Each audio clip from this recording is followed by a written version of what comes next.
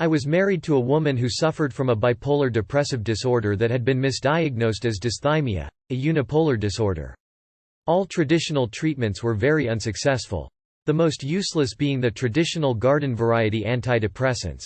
Counseling by various healthcare professionals did little good either.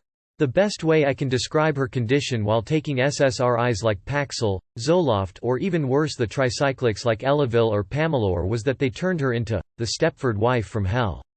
Her emotions were unstable, her daily routine robotic and her sex drive non-existent.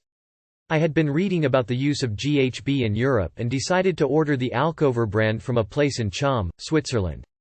After giving her the recommended dose, she became a mellow, more empathetic, loving person, admitting to me for the first time in our 12-year marriage that she did have a problem that the doctors weren't doing anything for. I began to further pursue the avenue of European medicine as at that point in our marriage, I felt that we had nothing to lose.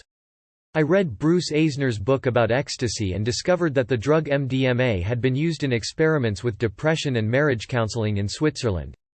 I contacted Dr. Franz Vollenweider and had a brief conversation with him, where he seemed sympathetic, but told me there was nothing he could do without going through a doctor here in the US and the Swiss consulate.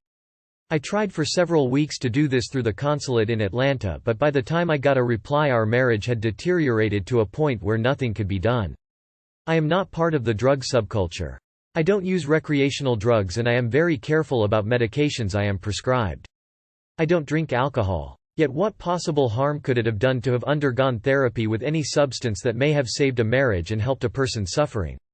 Today my estranged wife, after leaving me to raise our 2 daughters, lives in another state and is known to be using cocaine, alcohol and crystal meth. Nice going FDA and DEA. What do you suggest now? Your sanctioned medications and professional counseling didn't do squat.